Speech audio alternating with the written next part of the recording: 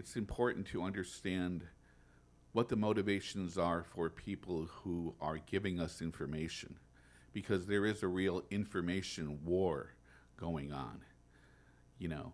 So the question is, what are their motivations? And just because they're saying it, is it necessarily true? And so, you know, there's a lot of theories out there. There's the narrative. There are wild conspiracy theories. There are theories that were called conspiracy theories but actually have turned out to be true. So the question is, how to separate fact from fiction? And she was watching CNN, and she saw this, in the background there was the almighty, fearsome COVID virus picture that was just spinning, and she was like, oh my God.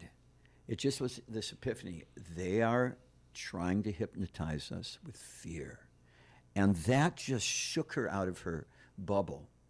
And then she began to see things in a whole different light from that experience. I can't comprehend why you're killing me. I don't understand why you're pulling me down. We see the same sun going up. We walk the same ground. Reminds me. Reminds me. Reminds me.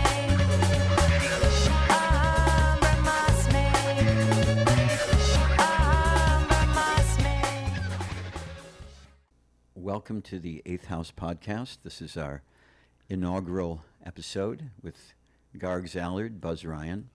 Quick heads up, everyone. We are the Eighth Element podcast, not the Eighth House podcast.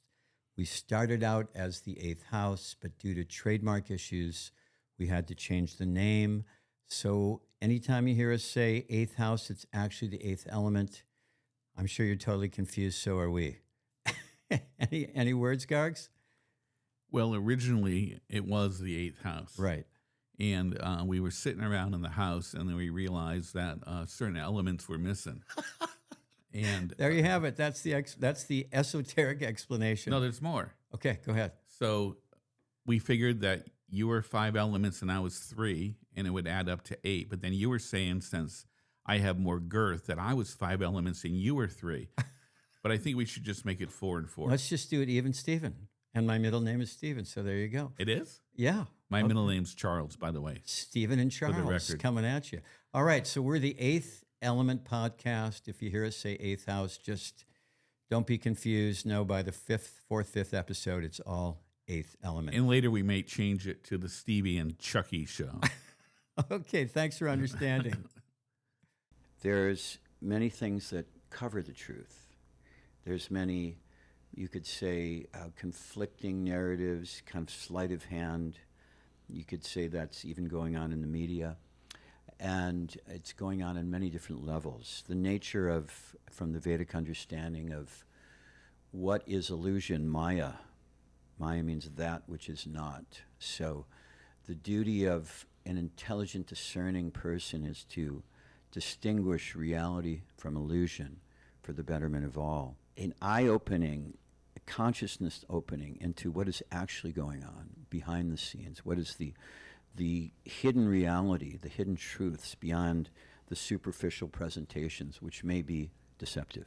And we're not here to tell you that we know what's going on and you listen to us. That's not what this is all about, correct? Wait, no, sir. We know. I agree with you. So it's not about being right in the first place. It's about getting it right. And that's what we want to do. We want to get it right. We want to call balls and strikes. We're not on one political team or another. We're on Team Humanity, Team Spirit, Soul. So that's the idea. And we want to help those who want to expand their knowledge so they can make their own decisions for themselves. Yeah.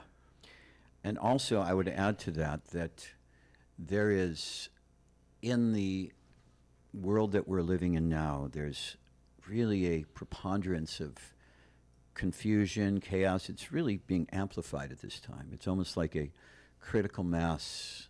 We're experiencing this intensity. I think the Charlie Kirk assassination really kind of set that into perspective, this intensity of the world. So just to give a little background, so Gargs and I, we'd been friends for many years, and we started these conversations a number of years ago during the, I would say, it was before COVID, it was during the previous election cycles. And you were on a different side of the spectrum that I was politically. And, you know, my background is I grew up as a liberal Democrat my whole life. My parents were Democrats, and not a very spiritually oriented family. But I came to a point in my life where I really had an intense desire to seek what is the absolute reality, what is the truth amongst, what is the purpose and meaning of this life we live? Because everything seemed so shallow and pale and superficial. And I was really dissatisfied with that reality. And when Gargs and I came together, we shared that search for the truth, but we were coming from different ends of the political spectrum at that time, and we began these conversations. I don't agree completely with that. Well, more or less, you know, like I was... Less. Okay, we'll say less. But let's just put it this way, that we engaged for a number of years, especially it became intensified during COVID, and then my wife and I moved here from Florida, to Florida from New York City. And so we began to spend a lot more time together and talk a lot more. Mm-hmm. And out of those conversations, we were really, really sincerely trying to understand what's going on in the world, what is the reality beyond everything, what's beyond the narratives, beyond that which divides us. And those conversations were very stimulating. They were in-depth. We covered a lot of ground. And at a certain point, we came to a similar realization. Why don't we turn this into something? And why don't we turn this into a podcast? And so here we are. Welcome to the Eighth House Podcast. Yes. With Buzz Ryan. Buzz Ryan. Is your middle name Albright? I haven't walked on the moon yet, but I'm thinking about it. In the upcoming shows, we're going to be having on guests from many different walks of life, runs of life. And we're going to have people from the spiritual spectrum, from the medical arena, from the political arena. One of the things that really inspired us was going through the whole COVID debacle. And because I know for myself and my wife, we began a very intensive search because we weren't comfortable with the prevailing narrative that was presented. And we sensed kind of the red flags of danger, you know, get the shot, put the mask on. And we were like, okay, what's really going on here? Are we 6 feet apart right now? We aren't, so we really should consider that. We should move back. So, and that became a kind of a passionate search for what's really, really going on. And you and I, we spoke a lot about that. And hours and hours and hours. Yeah. We'll also have on comedians, possibly jugglers. And dancing dogs. Those are going to be really an important part. We'll have Asha on. Is Asha here with us? We'll even have a dancing dog in the hands of a woman on. If we're lucky. I don't know if you want to touch on some of the events that we see happening in the world today and concerns about them and our concerns and concerns of our constituents. Well, in terms of what we're experiencing right now, it's important to understand what the motivations are for people who are giving us information, because there is a real information war going on, you know. So the question is, what are their motivations? And just because they're saying it, is it necessarily true? So, you know, there's a lot of theories out there. There's the narrative. There are wild conspiracy theories.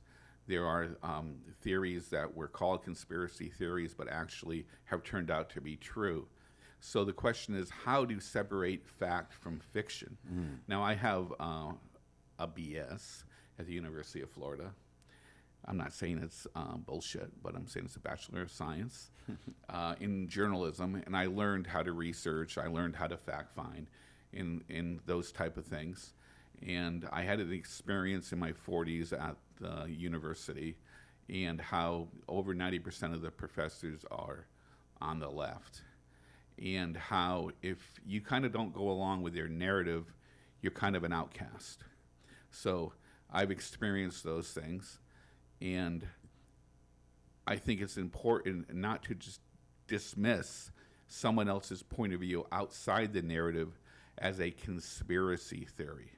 It's important to look at each thing on its own merit, call balls and strikes, and kind of try to understand what's going on in the myriad of possibilities of what's going on, instead of just entrenching yourself with a team hat and saying that anyone else who doesn't accept these parameters of thought are the bad guys. Right.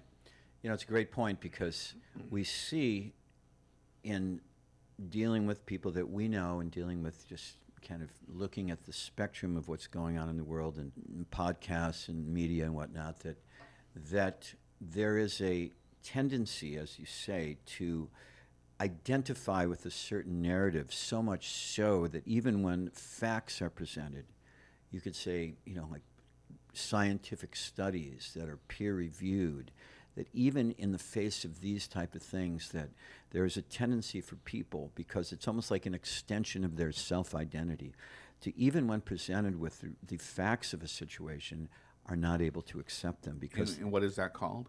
Cognitive dissonance. Cognitive dissonance, correct. So this cognitive dissonance, thank you for that. It's very difficult for people that have a hold fast to a certain type of way of viewing the world to be confronted with a perspective that shakes that reality. So much so that if they so much identify with that sense of their self and the sense of the way the world works, that when their information is being presented to them, it can't get in, and that's the cognitive dissonance. And we've seen that with a lot of people that we know and people that we don't know, and it's very interesting. Like my wife, India, she experienced this fascinating, it was almost like an epiphany during the COVID time. She was on one side of the political spectrum, and we were arguing about things. We've had a long-standing, very beautiful relationship, but we are at odds about things.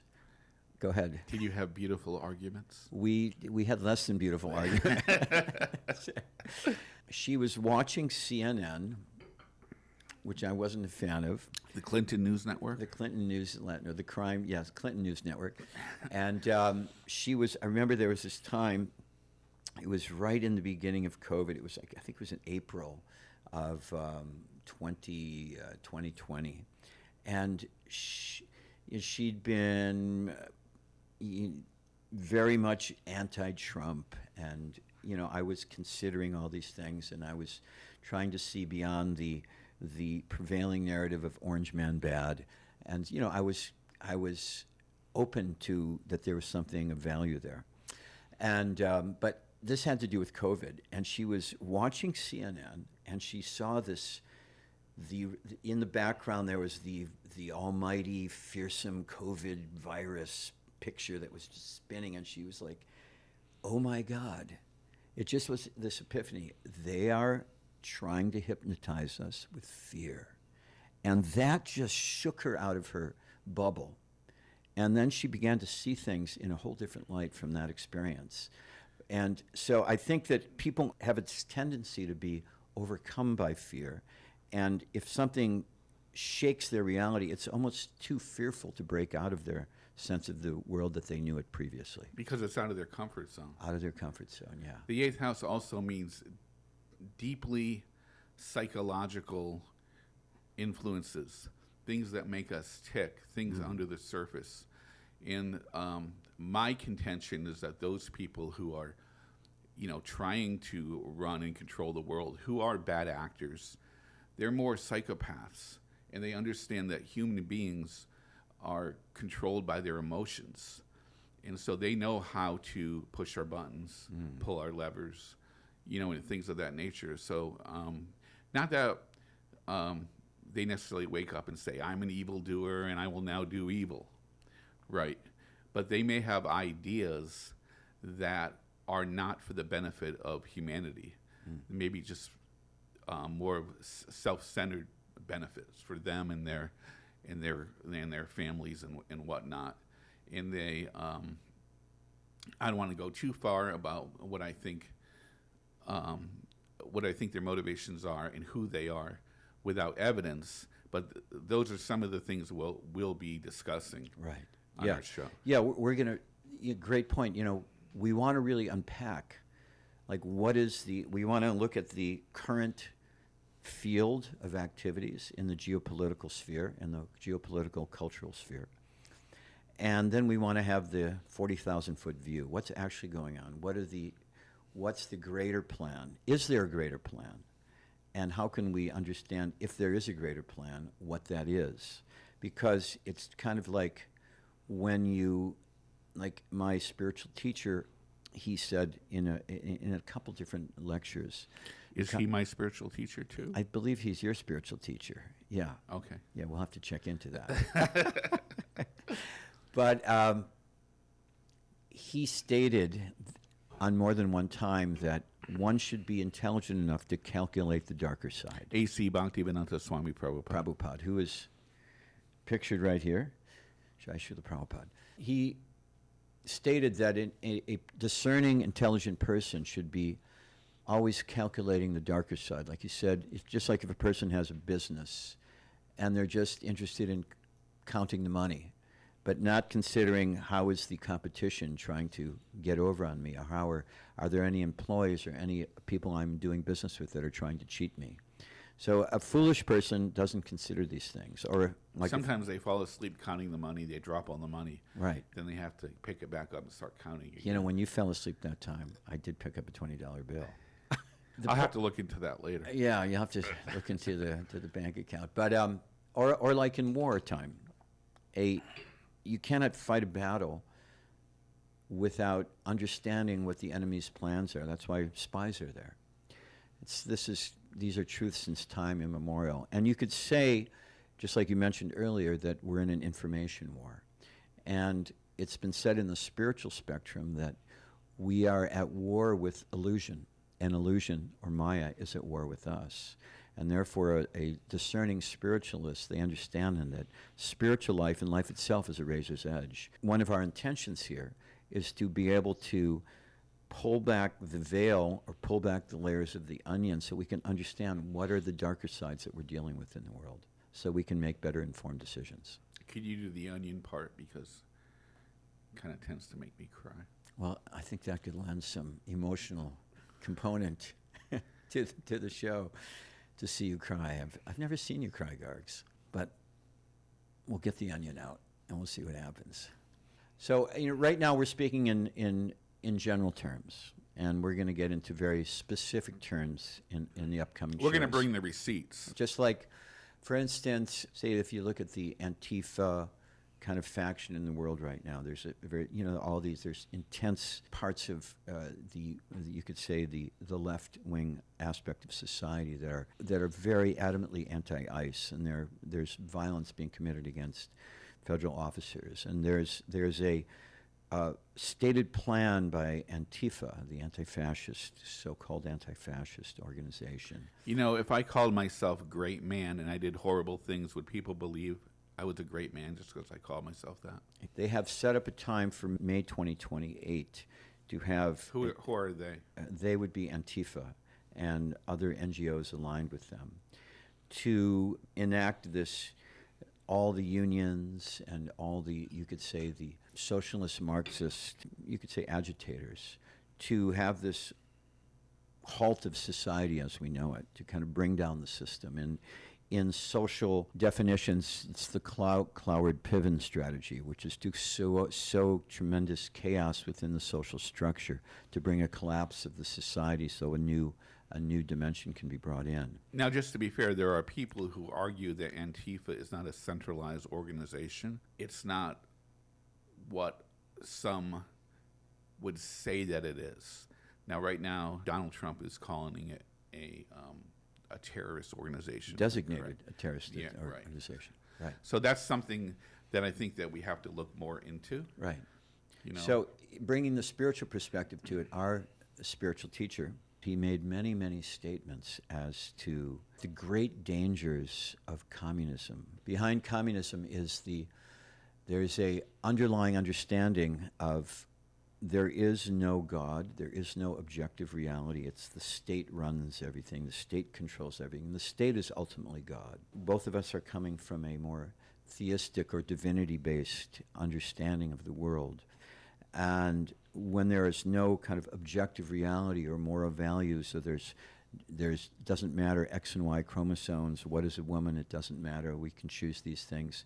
There's no objectivity. There's no objective reality. Right. And this kind of Marxist socialist reality or so-called reality that's really being foisted upon, especially the youth of the world, it's a dangerous element which will bring, our spiritual teacher said, will bring about the destruction of human society because it's not based on a moral, ethical code of objective reality. So these are some things we can also...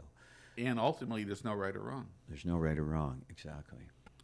Now, you were talking about communism and Srila Prabhupada's remarks about it. And, you know, sometimes people come up to me and say, Gargs Allard, you're supposed to be a spiritual type of guy. You know, why do you care about politics? Why are you becoming so absorbed in it? And I remember a long, long time ago, my brother and I, back in the 80s, we were distributing books in a parking lot in Connecticut, spiritual books. And somebody came up to my brother and said, you don't know what's going on in the world. What the hell's wrong with you? My brother said, yes, I do. He said, well, who's the vice president? At that time, it was the first Bush. He didn't know, and the guy kind of like, you know, dropped his cigar. You know, like, what the hell's going on? Right? And so you were recently on a podcast with Chitralekha Dasi. Where's she from? Holland or something? Holland. Yeah. And you quoted a verse from the Srimad Bhagavatam. So I know you have some quotes you want to make, and maybe that will be one of them, but I think it's really pertinent. We've discussed that for the last several years. So yeah, so this podcast that I was on was what I'm finding very fascinating is the comments that we've got on the YouTube channel from that. And there's so many devotees, you know, people in our tradition that are going, finally somebody's talking about current affairs and giving the spiritual perspective to it. Like people, there's probably about 100 comments like that. And they're not talking about affairs going on between devotees, right? No. Okay, well, we could talk about that too. No, I don't we'd want probably to. get a lot of views for that. I don't want to get involved in that. But somebody enough might of that get going on, angry at me. and we'll have to. It's the Epstein Island episode. But we see that we have to live in the world. We are living in the world, but we want to not speak for yourself, man. Right, you're above that. But we want to not be of the world. We want to be on the transcendental plane and connected to God in a very real way. But the fact is, the world is going on around us. And what I saw from the comments, and many people wrote me personally, that thank you for speaking about these things and lending the perspective of a spiritual transcendentalist perspective on these matters. We are hungry to hear about these things. So you were mentioning, and so that's what the eighth house is. We're in the world. We're going to talk about the world.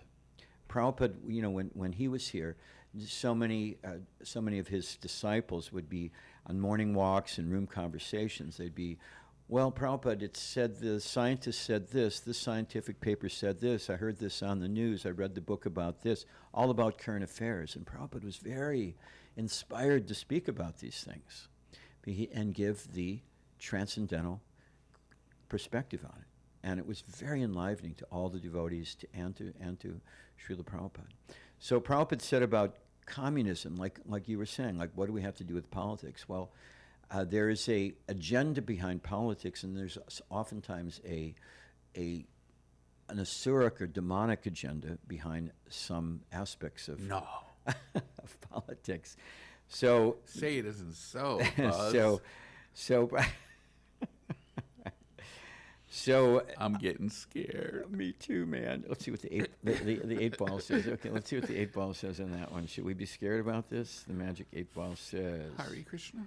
It says, the stars say no. We shouldn't be scared about it.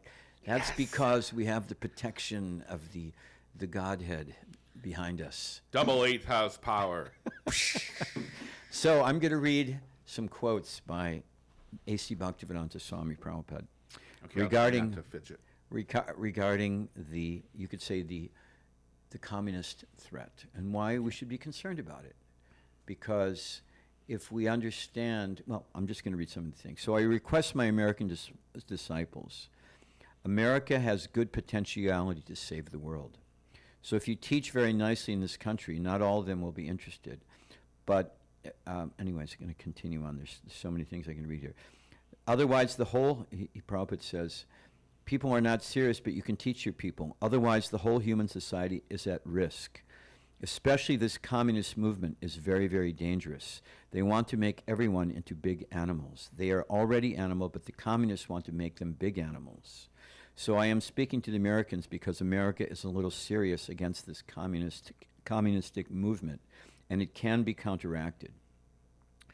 He said, so there is a good chance in your country to make them rectify their demonic principle, and then they will be very strongly able to fight with this communist and demonic threat. So I'm going to continue on here. It's one quote. So even if you are not very successful in other countries, in your country you will be very much successful. There is good potency, and try to make them stronger to fight with demonic principles. Thank you very much. And then he goes on, if they are serious to check this communistic movement, save the American country as well as the whole world, then they must be very serious to understand what is God and what is trust in God. Otherwise, this communistic movement will finish the civilized human society. So you are thoughtful. They must be very serious about it. And this is this movement, this Krishna consciousness, which can make all people actually trust in God and explain what is meant by God. And then I'm going to read one more quote here, and there's many more. But if the American people take to this God consciousness, this Krishna consciousness, and fight with the communists, they'll come out victorious. Then the menace of communistic movement will stop. And we want that. We want that these demonic communists should be finished. Do you mind if I play Satan's advocate? Yeah, go for it, man. Didn't Srila Prabhupada say there were spiritual communists? So your comment on this, on these quotes, and there's many, many more I have, but you know, give me your take on that. Why this is important to understand. Apparently, you don't want to answer the question. Oh, spiritual communists. I'm sorry, I didn't. I was going on with my agenda here. Yes, spiritual communism. Everything can be spiritualized. So there is a spiritual aspect to communism where everyone is working conjointly for the pleasure and the satisfaction of God. That's spiritual communism. So a lot of people say that communism is now being presented in a different bottle in terms of a deep state globalism, that ultimately they don't believe that there's a God, it's atheistic, and that everybody, they're basically saying that everybody, that, you know, capitalism is bad, and that there is great inequity in the world, and we're going to help everyone to be on a level playing field, and that there will be no more scarcity in the world if you let us have this one world government. So what's wrong with that, Prabhuji? Well, their idea of the one world government is you will own nothing and you will be happy. The government will provide everything for you. It makes me happy just thinking about it. You will live in, these, what I'm going to be speaking now is documented in white Here you go. papers. I'm happier already. Oh, wow. What about that the rest of your money you dropped on the floor the other day? So there is well-orchestrated agenda at play, and this can be evidenced in the white papers, just like, for instance, in the Rockefeller Foundation. That sounds very racist, white papers. Okay, so they're called white papers for whatever reason. Because they're written on white paper. There you go. So the Rockefeller Foundation wrote it's called the Lockstep agenda. Operation Lockstep. Okay. And it was written in 2010. And it chronicles many things, just like, for instance, it chronicled exactly what happened in COVID. A widespread biological weapon released on the public to bring fear into the public mind so they will accept a mandatory antidote for that so they can be subjugated and controlled. We saw that happen. And it's a means I hope you guys out there at YouTube look the other way at this point. And in the midst of that, we saw so many freedoms being taken away, businesses being shut down. People couldn't get jobs. They were fired from their jobs if they didn't they didn't subjugate themselves to the edicts of the governmental bodies at that time. Why didn't Walmart get shut down? Yeah, or liquor stores, but places of worship were shut down. But liquor stores weren't, Walmart wasn't. So that's. And why didn't they say that during the BML riots that people had to be 6 feet apart? Yeah. But they did wear masks, so we couldn't. Did they really? Yeah, so we couldn't see who they were. It was very convenient. But somebody would say, just like the ICE people wear masks. Yeah, so that's a whole nother subject we can discuss. I don't want to get too far off the point here. So the point I'm just letting people out there know that we're broad-minded about things, and we and we want to really look discuss at all the this different points from different angles of vision. But Right. the point being is, I'm trying to go back to the point of an agenda. What's wrong with people controlling the world, and it's called the tiptoe towards totalitarianism. George Orwell spoke about it, just like we see in the UK now. In the UK, weekly, there's at least a dozen people that are being imprisoned for social media posts. I saw a guy that was just sentenced to 20 months in the big house. Right. Simply for just saying, why are the immigrants getting more? Right. They posted, why are the immigrants getting more social services than we are? And he was sentenced to prison for 20 months. He said he could have went for 7 years if he didn't plead guilty. And so do this if you, the viewer, if this doesn't concern you, then you got your head up your ass. I'm sorry. Because what does that mean? You can't even speak in the UK without... It's really impressive to be able to put your head up your ass. Yes, I can't quite do it yet. I'm working on it. But my yoga is not that evolved. But, okay, another example of that. In Germany, a woman was raped by an Afghan migrant, and her assailant, he was convicted of the rape. He went to jail for 3 months. She went on social media and said, it's terrible how the immigrants are raping our women. She went to jail for 14 months.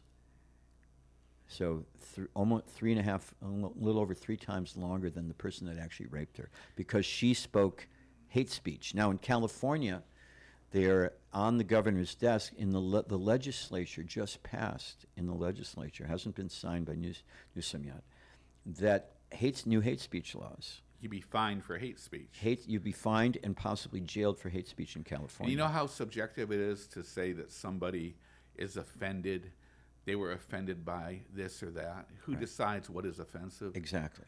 So in America, we have the Constitution, the First Amendment. You have a right to freely express yourself and freely express religious sentiments and religious views. But this California law is now going to do away with that. And Colorado's also got Colorado if you're in a business environment and you don't call someone by the proper pronouns, you can go to jail. So this is no longer the freedom of speech. Now, if you, as Could you please tell me what your pronoun is? my pronoun is Buzz. Come on, I told you that. Buzz, Okay. Mr. Buzz. I respect that. So, what's yours?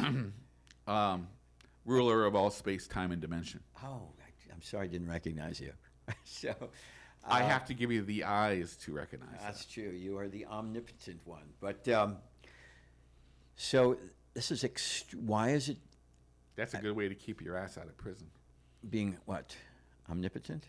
No, calling me by my rightful pronoun. Oh, I see. I see. Okay, I'll keep that in mind from now on, as you are the authority and these matters. And but you know, we can see that this is the 1984 world. England is living. The UK is living. Most of the EU is living in this George Orwell 1984 reality.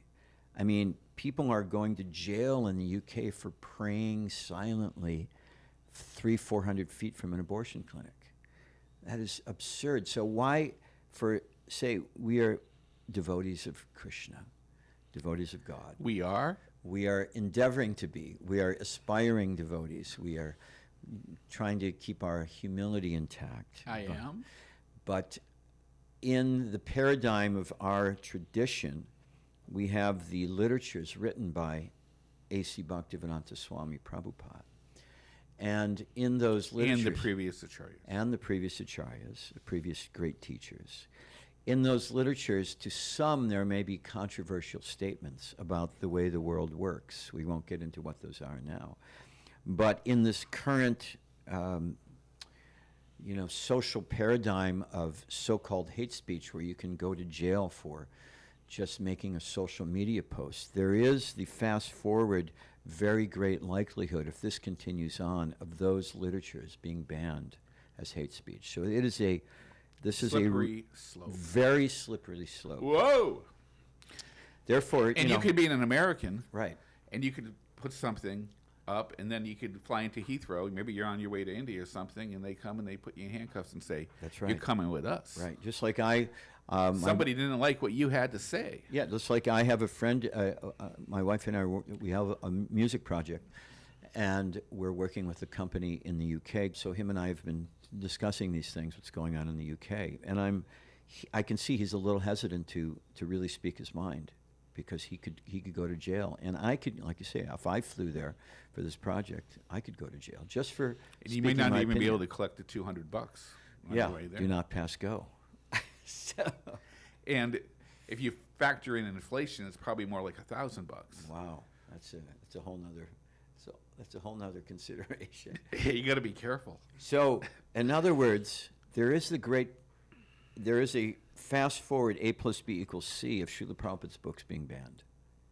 If this is not stopped, if the right Or to, altered even more than they already have been. right, that's a whole nother subject matter. But let's just say certain statements are there where they could be easily many people have interpreted them in a certain way where they could be banned, they could be burned. And we know that these, according to the statements by Srila Prabhupada, these law books ultimately will be the law books for the next 10,000 years, as a kind of a foundation of spiritual and moral and ethical principles for all humanity. So it's a clear and present danger, this socialist, Marxist, communist threat, which is the proxy for a globalist surveillance state ideology to clamp down on free speech and ultimately keep people completely subjugated, because really the perfect model of this communist state is communist China at the present time, the CCP. And what's active in communist China is the social credit score. If you say something online that isn't approved by the government, your social credit score goes down. And how does this all fit in with central bank digital currency? Exactly the same thing. You explain. Go ahead. Well, basically, the powers that be will have control over all your money and all your funds. So if you say something that they don't approve of, they can take away your privileges. Right. It's no longer a right, it's a privilege. Right. And then there's also something known as 15-minute cities, because, of course, we have been bombarded with information that there is a man-made climate change crisis going on. And if you believe that's true, then it's not very far away from taking away people's rights to burn fossil fuel, taking away people's ability to travel. And if you're controlled under this social credit score, then maybe you can't have money for that. Maybe you're not going to be given permission to go here or there. So you can see how it can be used as a way to control people. Without question. And take away their freedoms. Keep in mind that before it was called climate change, it was called global warming. No, first it was called global cooling. Yeah. They were saying that the Earth was getting colder. And they said, "Oh no, it's getting hotter." Right, and then every year they go in 1997, all the ice caps are going to melt. 2000, they're going to melt. Or the whole East Coast is going to be destroyed, the whole 9 yards, and all these predictions. There's about 15, 20, at least 20 predictions. I spent $10,000 on scuba gear. What am I going to do with $10,000 worth of scuba gear? How dare you! Can you do the Greta Thunberg thing you just did? Yeah, just a bit. How dare you! Exactly. So all these predictions, I'll try to do better next time. None of these predictions came true, and so they decided to change it from global warming to climate change. But all these are means to really control people. We know from the Bhagavatam that the climate is always changing. There's cycles of the universe. That's a whole nother discussion we can get into. That's a good name of a song. Cycles of the universe. So anyway, Very new agey. just to we could go, we could explore each of these topics in depth. The idea is we will have a very learned guests on that. God is my witness, we will. So help me God. We have many very significant guests and also ordinary people lined up to talk about all these different subject matters and give their perspective. So we get really a sense of what's actually going on. When we have an ordinary person on, are we going to have a little blurb under them that says ordinary person? Yeah, they're going to wear a sign that says, I'm just an ordinary person. So anyway, this is the eighth house. We're going to really break all these things down, discuss them from different vantage points, lend our perspective to it. And we're going to admit when we're wrong. If we got something wrong, we're going to retract it, and we're going to say sorry. Right. I mean, because it can happen. Really? I could be. You can be wrong. It's possible. Some people I have spoke told to your me I've wife, been wrong and before. your wife agrees that you definitely can be wrong. But my father told me that I was never wrong. Oh. And if you don't believe it, just ask me. There you go. So we want to bring a little eat humble pie if it's necessary, because we don't have the answers. I'm just like some insignificant guy just trying to figure things out and trying to stay on the spiritual path. I'll say we do have some answers. Well, we don't have all the answers, but we're genuinely, I think I would honestly say, with great conviction, sincerely trying to figure things out. I saw somebody the other day at a store, kind of an acquaintance. He said, "How's everything?" I said, "If I could answer that, I'd be omniscient." So I think this would be, it would be appropriate for us to bring this to a close at this time. I think we've covered a lot of ground. We're giving you the perspective of what this show is going to be about, and we're going to have a little fun. We're gonna shake it up a little bit. We're going to discover things that we didn't know before. We're gonna find areas where we don't have it right. We have the wrong understanding, and I'm going to reveal my power dog, my inner power dog. You have a power dog? I thought you had a power cat, Bagheera. I'm talking about inner. Oh, My I see. inner power Yeah, dog. you haven't shown me that But yet. I'm not Gargs. going to let anyone know for a little while. Okay, I'll let so you that's guess in an about it. upcoming show. Yeah. Gargs will reveal his inner power dog. And we also have, is Asha on camera? This is our dog, Asha. Now we can see her. Okay. Oh, there. Let me see if I can get her. Oh, that's right. There she is. She is. And we're getting a new puppy this week, so Asha's going to have a friend. But anyway, that's the 8th house. Final words, Gargs? Please watch The 8th House. Please watch it regularly. And if you do, then We'll come to your house with some candy. we'll be your best friend. So, anyway, thank you guys for joining us at this inaugural episode. And we'll see you very soon. The 8th house, lifting the veil. Living a simple life in a complicated world. It's like walking on a high wire while the crowd below you hurls all those things that are meant to shake you, meant to break you.